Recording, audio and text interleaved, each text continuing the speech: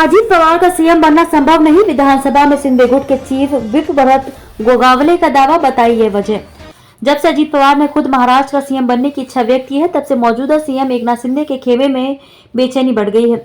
अगर अजीत पवार बीजेपी के साथ मिल जाते हैं और मुख्यमंत्री बन जाते हैं तो वर्तमान मुख्यमंत्री एकनाथ शिंदे का क्या होगा, यह सवाल बार बार उठ रहा है। इसी बीच सिंधे गुट के विधायक और विधानसभा में उनके चीफ विप भरत गोगावले ने रविवार को मीडिया से कहा कि भले ही अजीत पवार कह रहे हैं कि मैं मुख्यमंत्री बनूंगा, लेकिन अब यह संभव नहीं है क्योंकि हमने जो फैसला किया है वह तय हो चुका है।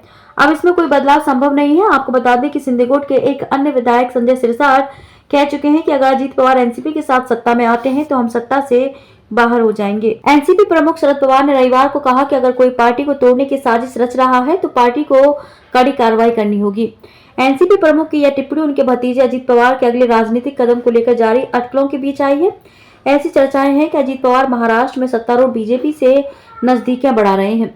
अजीत पवार ने शुक्रवार को कहा था कि वे 100% महाराष्ट्र का मुख्यमंत्री बनना चाहेंगे और राकांपा 2024 के विधानसभा चुनावों का इंतजार करने के बजाय अभी भी मुख्यमंत्री पद पर दावा जता सकती है।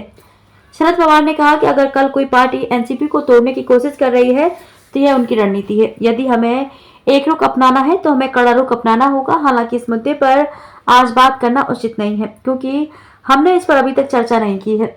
शरद पवार ने कहा कि अगर कल कोई पार्टी एनसीपी को तोड़ने की कोशिश कर रहा है तो यह उनकी रणनीति है। यदि हमें एक रुख अपनाना है तो हमें कड़ा रुख अपनाना होगा। हालांकि इस मुद्दे पर आज बात करना उचित नहीं है क्योंकि हमने इस पर अभी तक चर्चा नहीं की है।